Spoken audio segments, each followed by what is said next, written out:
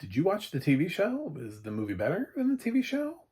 Is the TV show better than the movie? I don't know. I've never seen the show. So why don't you let me know in the comments? I'm John Stark from ActionMovieGuy.com, your favorite blind film critic, and this is The Fall Guy.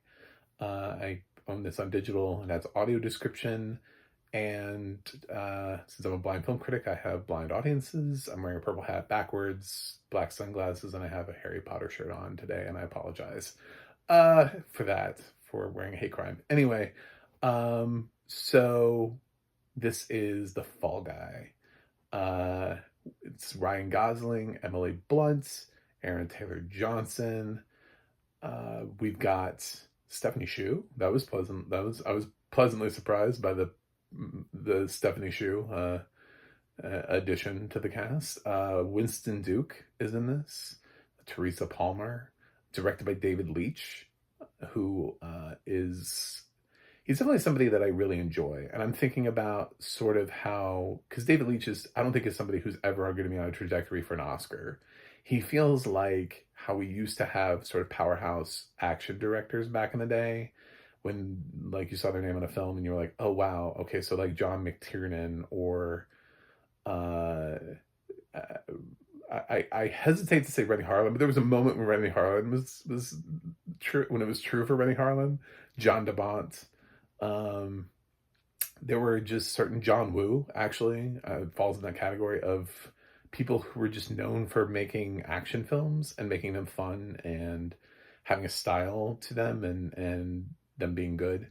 Obviously not everybody. John McTiernan, I think, had some problems.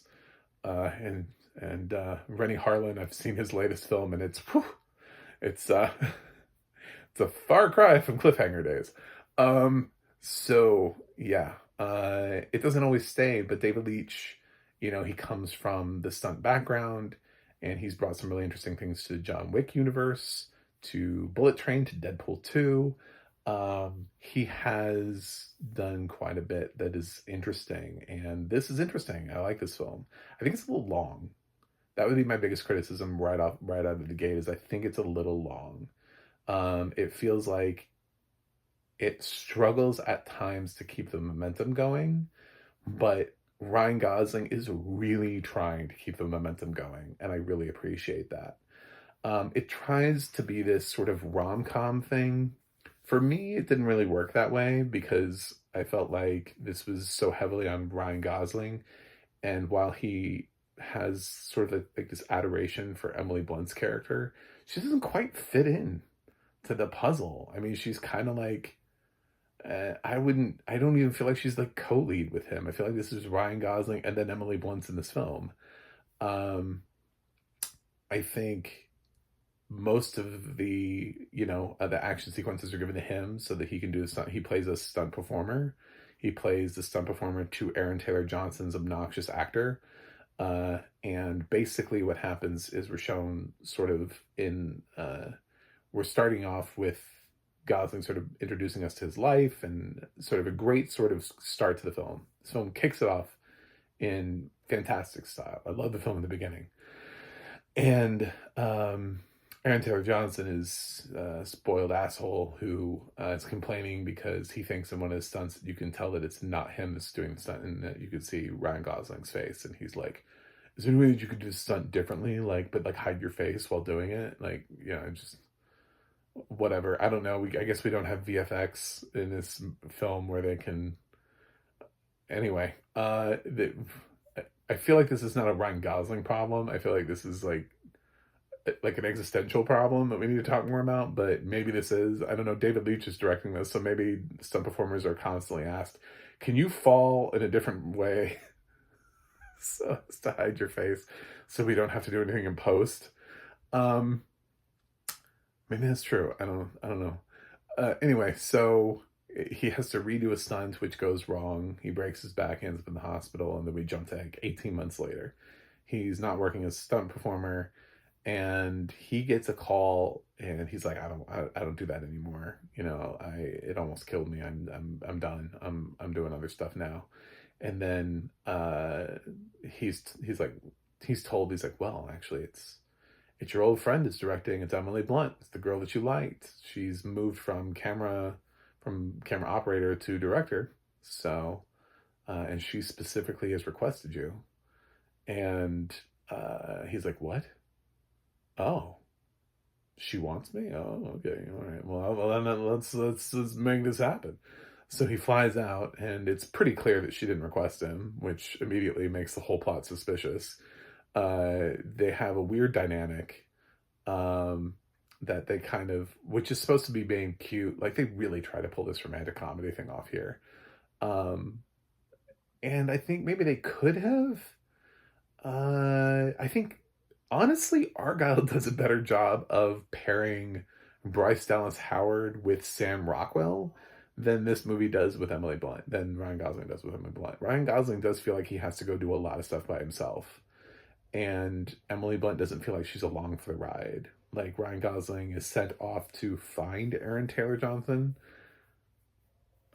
because I guess that's his job now. Is this I'm not saying films need to make perfect sense, and I enjoyed this. There's a lot to enjoy here, um, but he sort of gets set up for a murder, and his name gets sort of put on the news, and then he sort of has to be on the run, and that's kind of what the film is about. Is he is the fall guy for something else for something he didn't do.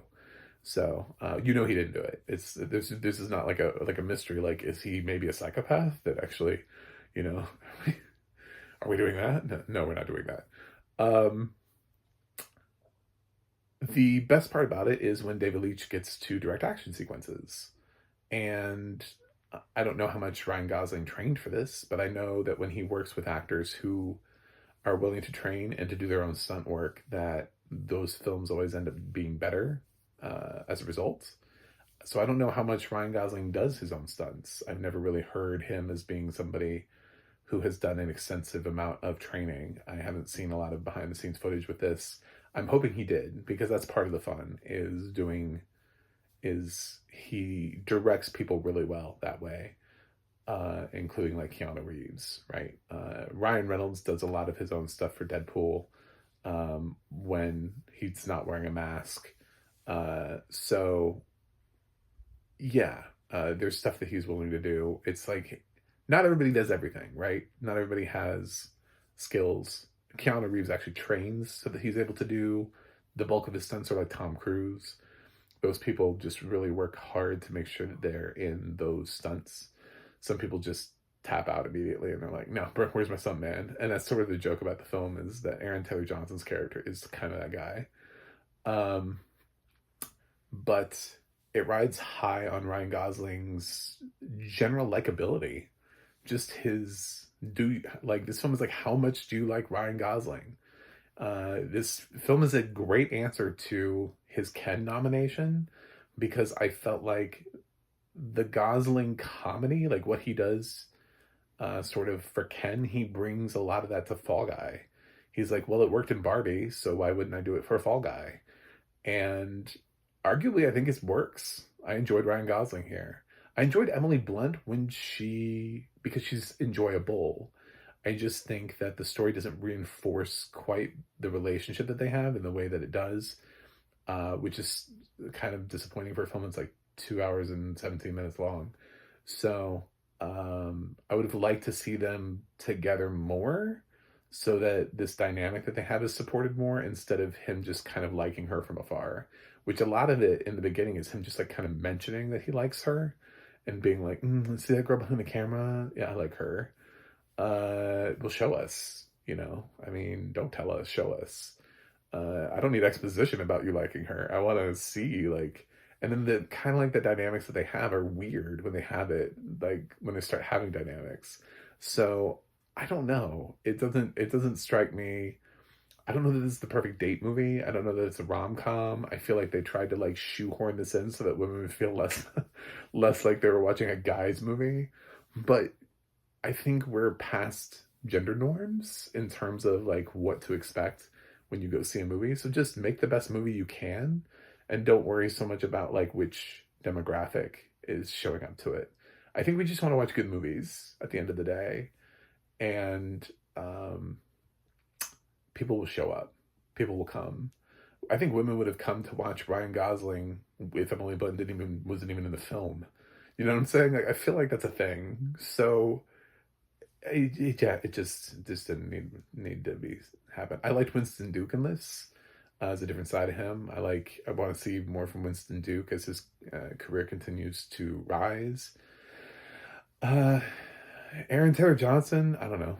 He's fine. I think I've seen him in other things here. I don't want to give any reveals away as to like what kind of character he plays here, other than kind of like a douchebag and whatever. I enjoyed him more in Bullet Train.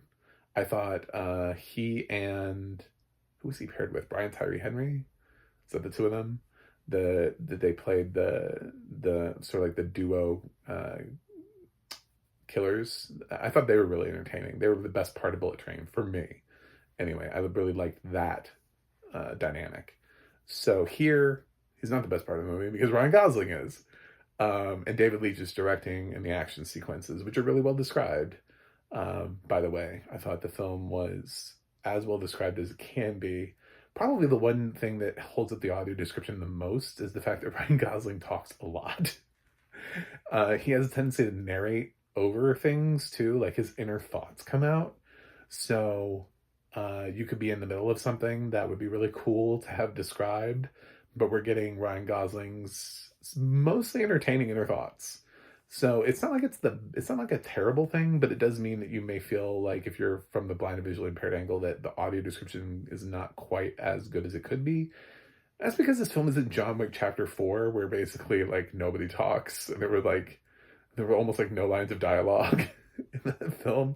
Keanu Reeves, I think somebody counted how many words he said, and it was like something like 400 in a movie that was almost 3 hours long. So uh yeah, it's and that was words, not sentences. That was not like like they actually counted the amount of words. I saw somebody count the amount of words and it was really low for him. So um this is not that. Ryan Gosling easily has over 1,000, 2,000, I don't know. He's constantly talking. uh I enjoyed it for the most part. I think this should have done better in theaters, but I kind of understand a little bit. It's not perfect. There's a director's cut of this that's coming out on Peacock. Because God, we need everything to be longer nowadays. It's already 2 hours, 15 minutes long. It's going to be 2 hours and 45 minutes long on Peacock. I'm interested to see what happens with that and if they, like, what do they flesh out? Because if they can flesh out the Emily Blunt storyline, I feel like they're going to want to flesh out the action more. But if they flesh out the Emily Blunt storyline more, great, because that could really help the film. But I don't know that we need a 2 hour and 45 minute rom com. So I'm very conflicted. I think I'm already at a point where one of my problems is this could have been shorter. Uh, but I think David Leitch needs to look less at the runtime of the film and more about the content of how he's using his time. And I'm sure there was pressure from the studio to really have Emily Blunt feel like a co-lead. She doesn't really actually feel like a co-lead, though. She feels very much like the number two character here. It's really hard to pull off feeling like you have the same amount of screen time as Ryan Gosling in this film. So it's almost impossible. Sort of like the Mission Impossible franchise. No one actually has, doesn't matter who they are, no one has the same amount of screen time as Tom Cruise. That's just the nature of that franchise. And even though there are romantic love interests and entanglements in that, we just accept the fact that Tom Cruise is the lead, and then we support it through. And if they had done more of that, I think that would have worked here. But and Mission Impossible has created some really strong performances from strong actresses like Rebecca Ferguson has been great in that franchise. Could have done that here. Instead, I don't know what we did here, but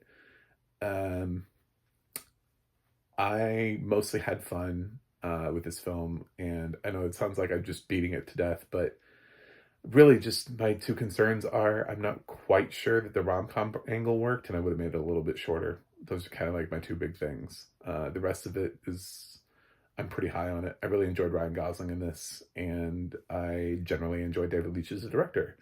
So I've seen a lot of shit this year, so maybe this is a little bit too high. I will say that I did watch this right after a bad movie. So I feel like You know, when you watch a bad movie and then you watch something, you're like, oh, thank God, this is actually pretty good. Oh my God. So maybe this is a little bit skewed. I don't know. But I'm going to give The Fall Guy a B plus. Um, I did. I did. I liked it for the most part. Could it be better? Yes. It's not perfect. It's not going to be in my top 25 of the year, but I would encourage people to watch it. It definitely underperformed at the box office for what it is and the kind of other films that we've had this year. So um, that's it. Anyway, thanks for watching. Thanks for subscribing, and I will see you guys on the other side.